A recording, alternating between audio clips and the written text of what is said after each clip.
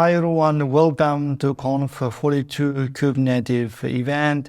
I am glad to provide this session. This talk demonstrates how to build a real-time data processing pipeline with serverless infrastructure from your day one. I hope you will like the session and it will be helpful for you to understand different technologies and tools for real-time data processing nowadays in modern streaming environment. So with that, let's get started. Let me introduce first myself. My name is Bobur. I'm a developer advocate at Glassflow, and also I'm Microsoft's MVP for Azure AI services. I like to build recent AI applications, and I'm also evangelist for data streaming tools. If you would like to connect with me, you can always request on LinkedIn. Please, if you have any questions about this session or after this session, I would be more than happy to address your questions. So let's start with our story. Our story begins with a data engineer, Bob Dreamer, who works at a medium-sized company called Dream Together with more than 50 his colleagues. And they are building an innovative car selling online platform where you can register and announce your vehicles to buy or sell.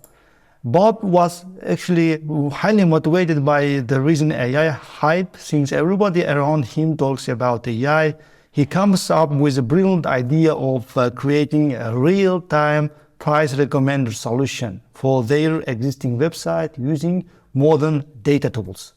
Let me explain how that works. As new cars are registered in their primary database, such as it can be PostgreSQL or NoSQL database, the app should suggest the price for the vehicle using the AI, and this application need to show in real time recommended price on their website so users can quickly receive appropriate feedback. Bob presents his idea to the team, and the team was curious about the outcome. And his team gives him some time to Bob to provide the proof of concept. And Bob starts his investigation by understanding what is a batch processing and real-time data processing, because with his background in using the tools for batch processing, he discovers that in practice, both collect and process data for using downstream applications. The only real distinction between batch and stream processing is that how they operate at slightly different time intervals. For a long time, inflexibility of batch orchestrators and schedulers keep the data teams to maintain a separate set of systems, like one system for batch processing, another system for stream processing.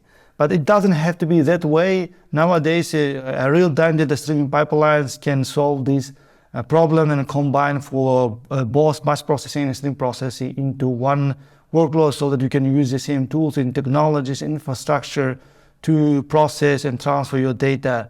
Here, as you can see in the diagram, how the real-time data streaming pipeline works. Actually, this solution is essential for some applications. They need to bring some up-to-date information, like monitoring live events or updating dashboards in real time. As you can see, we have the data source and we have the data destination, and in the middle layer where all the transformation happens. As data change happens on the source side, these changes are in the real time captured from the transformation part, and then in the transformation you can do aggregation, you can do filtering, enrichment, maybe introduce ML or AI models to train your model, then send the output to intended destinations like data lakes, that can be data warehouses or any analytical services, or even a real-time application and microservices. And then Bob, once understanding about the data streaming pipelines, he thinks of his first solution for the real-time price recommendation system, where he uses the Bayesian to capture data changes, as you can see in the diagram, and stream those events via Kafka to the prediction service. And the prediction service actually is just a Python application that connects to the OpenAI API to calculate the suggested prices and sends enriched output to the web application or to their analytics tool to see how the price is changing, how often, and to understand which users are buying or selling and so on. But however, Bob faced with several solutions in his first solution. Let's say he lacked the experience, first of all, with Kafka, because he is a Python engineer, a Python background, and he didn't want to deal with the infrastructure complexities because he doesn't have enough experience in DevOps or learning Kubernetes due to time constraints to build this simple proof of concept and bring it to the production. His goal also to implement everything in pure Python, obviously, because there might be some data scientific approach to call some ML models to calculate predicted price. And he also makes sure that multiple data engineers in his team could collaborate on one pipeline. And in addition to this, he needed a product service to notify the web application or their other systems at the same time. And Bob continues his discovering by searching on Google or asking GPT, also asking his friends about their experiences with Kafka or any real-time data processing tools. And Bob hears some stories from Kafka users about taking 9 months to implement production-ready Kafka-based data pipelines if they are self-managed. They see the customers having 50 teams relying on a single Kafka cluster managed only by one person. And sometimes data engineers cannot simulate easily production environment without initial complex setup. And also we see that data scientists struggle with data integration, like building offline ML pipelines, experiment and reproduce some models without pushing it to prod or debug them locally.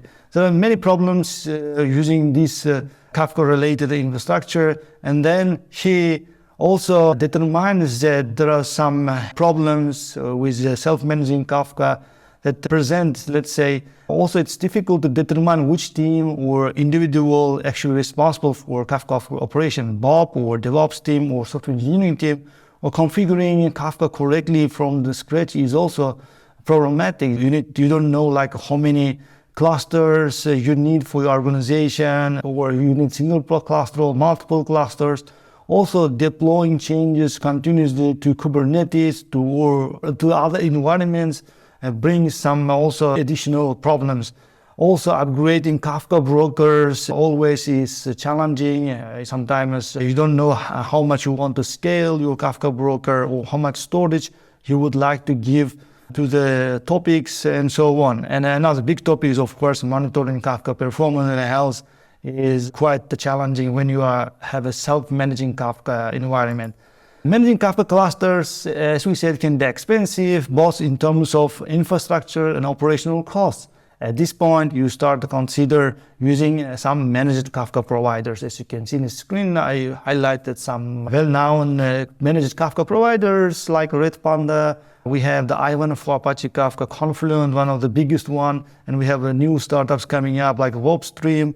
But however, it doesn't solve the data engineers like Bob's problem, because they need still dedicated engineer who understands his specific use cases and business needs and spin up the Kafka environment in the cloud providers, or let's say in the Confluent. Also, choosing providers should be also secure enough. You need to make sure that everything is secure. Also, you need to additionally watch out over provisioning or fluctuating costs, because if you don't manage these costs, you may end up with high costs. You need to understand cost of model that you are managing inside your Kafka providers. One of those drawbacks, once you start to use, you need to bring some data transformation logics dynamically. But to use a data transformation, you need to use a separate environment in your Kafka provider. Let's say Amazon MSK also offers quite a good, useful tool for managing Kafkas. But if you would like to do some transformation, you need to use and also pay for additionally using Lambda functions. So with it, he starts also understands like data engineers often depends on other teams to maintain data infrastructure. Sometimes data engineers need to ask DevOps to assist the provision cloud resources to manage Kafka, or deploying new data pipelines for just the sake of proof of concept. They are all creating delays. So commonly, Bob wants some self-sufficiency in Python. He can just take care of his logic for data pipeline and orchestration, but the rest, when it comes to infrastructure, dealt by maybe any other technologies. Bob combines all the problems and said the data engineers and scientists are facing in 2024, and he writes a blog post. If you scan this code, you can understand more about other problems data scientists and engineers are facing nowadays.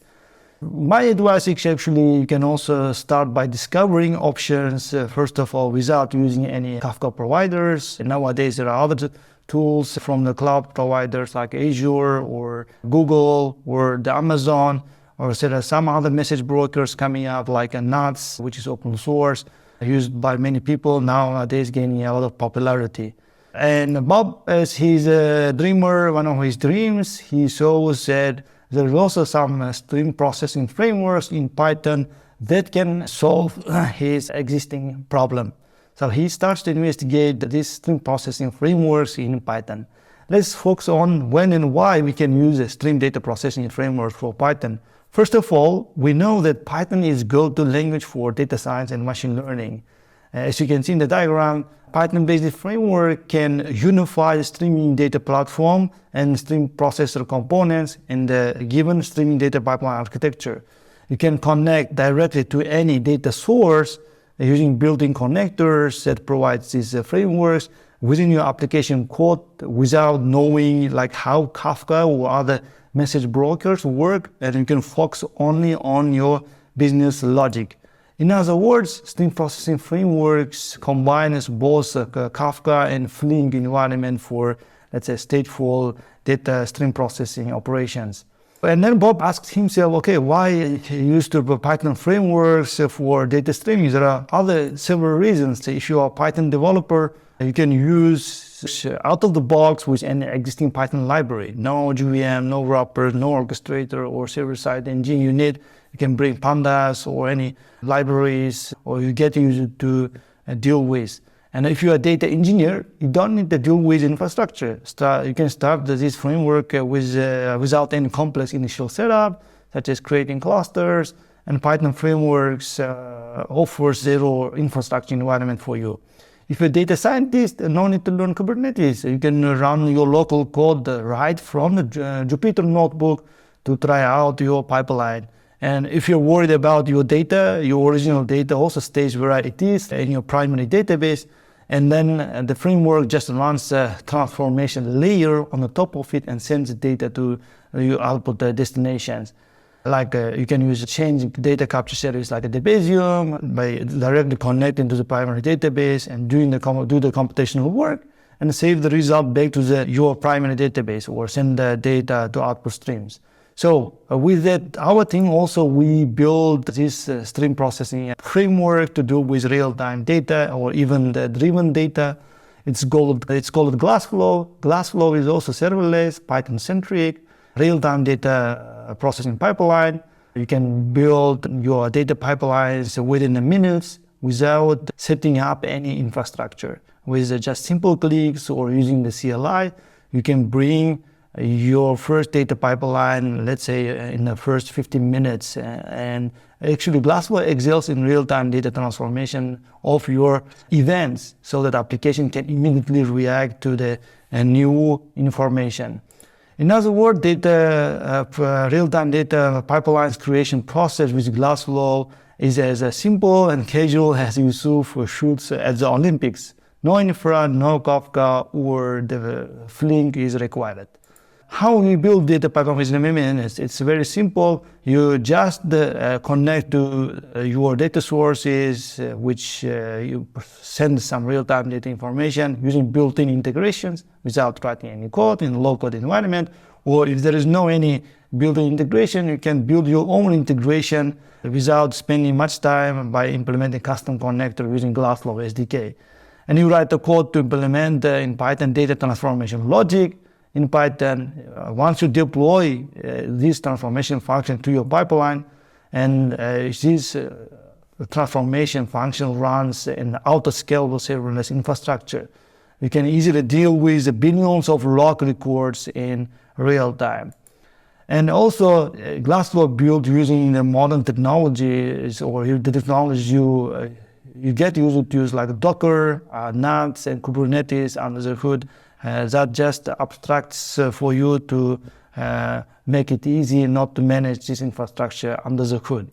And let me show you some real-time examples of pipeline I built myself using the Glassflow. For example, we can build a real-time clickstream analytics dashboard.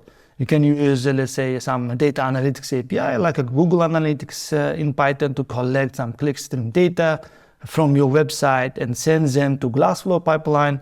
And your transformation function might analyze data to calculate additional metrics.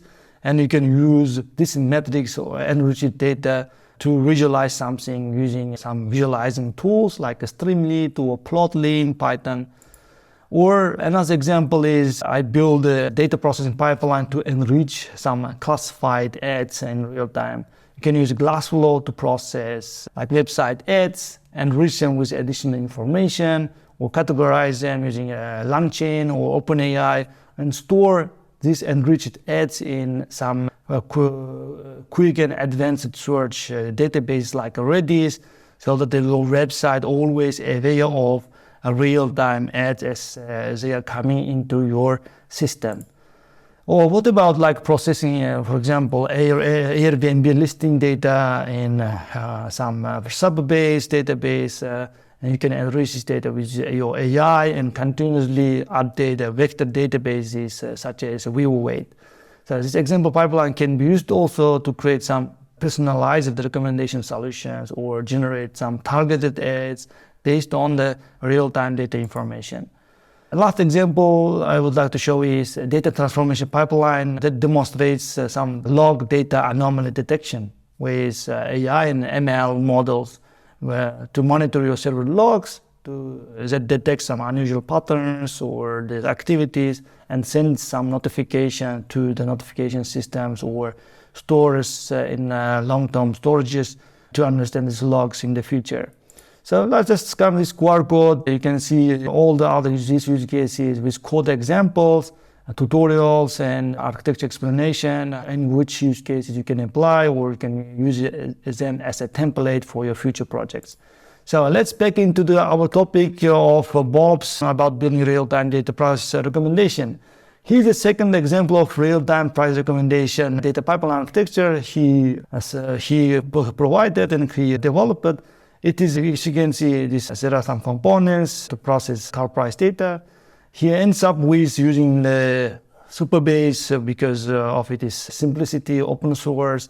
Then also he would like that when every vehicle is registered in the primary PostgreSQL or you can say or Supabase database, they would like to send the output to Glassflow pipeline using a webhook connector, so that the pipeline can capture every change, every insert, every delete, or every update operation on Supabase. And within a millisecond, this data will be arrived to the pipeline, and the pipeline can connect to the OpenAI API and to provide some insights from AI, and then predicted car prices can be sent to the output destinations. As you can see, tools we use is, first of all, starting from Supabase, is pretty much like a Firebase or Heroku, but it's open source SQL database. It's 100% portable with your PostgreSQL as well. You can easily bring your existing Postgres database or build real-time data applications on top of it. Supabase in our architecture triggers event whenever new entry with the car data added in the car price database, let's say. Then it sends directly to that Glassflow pipeline using a webhook data source connector, as I mentioned earlier. Then we use a Glassflow web app, which is one way you build the pipeline in Glassflow without writing any code. Just in UI interface, you put the specified data source, transformation, and data destination. You're gonna see it soon in my demo. Then your pipeline is ready. Then we're gonna use OpenAI, obviously, to use AI models like GPT to predict future car price based on some information we got from Supabase. So once the use case is clear, let me demonstrate how that works and how you can build your first pipeline within your 5 or 6 minutes. If you scan this QR code, you can also find the project on GitHub. You can give a try. There are some samples code for transformation and also sample code for you to set up some queries on the Superbase side and so on. So let me dive into the demo. Assume that you have a primary database like a Superbase and you have a project, inside the project some databases, and we have also car price table with some attributes belong to the car and also for the selling or buying, and then also you have sample data for some car prices. Let me dive into the demo of creating the pipeline. Navigate to Glassflow web app. Using the Glassflow web app, you can create a pipeline with easy step within a minute. Start by creating new pipeline. Using the Glassflow, I provide my pipeline name for the new pipeline and like a car price data, click next, and for the data source I'm going to use a webhook, because a webhook we're going to set up for Superbase to push some every data changes to the Glassflow. Then next step, third step, I need to define my transformer function. You can use existing templates or write Python code to define your transformer function. I have my already defined transformer function that you use OpenAI, and makes a call to chat the completion endpoint to predict the car price for the upcoming car product event changes. So I'm going to copy this transformation function and put it into the editor of the web app. You can also find the transformation function code on our GitHub repository. So you don't have to also use our own OpenAI API. We provide the free OpenAI API account to try out OpenAI use case. Next step, I'm going to set up the destination as a webhook. That can be your real website or any external website to build the custom workflows. For the demo cases, I'm going to use a webhook site to create some random webhook so that the Glassflow pipeline can send the output to the webhook once data is enriched in the transformer stage. I click next and then finally check my transformation function pipeline setup, then click next to create my pipeline. Now everything's good, my pipeline is created. I will need only my access token and pipeline ID to push some events from the Superbase or from your primary database. In that case, you can also create some webhook connector for the Superbase. You can create a click, put some webhook connector details. In this case, like let's say call it the car price data and change. Superbase detects every change when we do inserts, then push the events to the Glassflow pipeline automatically. You can also push your events to the Glassflow pipeline using Python SDK and write some custom code to push from any data source to the Glassflow. So let's define also some HTTP type, and I put also HTTP request header to define some access token for my pipeline. I'm going to copy and add the access token header for the pipeline, then put the value to make sure that we are securely pushing the events to the pipeline. Now the webhook is ready. Once the webhook is starting to push the events, you can immediately see transform the output on the Glassflow side. Let's go to once again to some sample data in source, and I'm going to insert some sample data into my primary database. If I run this SQL query command, I'm going to add 4 more in source with some sample car prices. Then as you can see, as output, we'll have some logs are coming from the price collected on API. Wow, here is, you can see some federation. In that case, you can also show with a web app requirements, dependency requirements for the Python. I'm going to specify because I'm importing OpenAI and using inside my transformer function.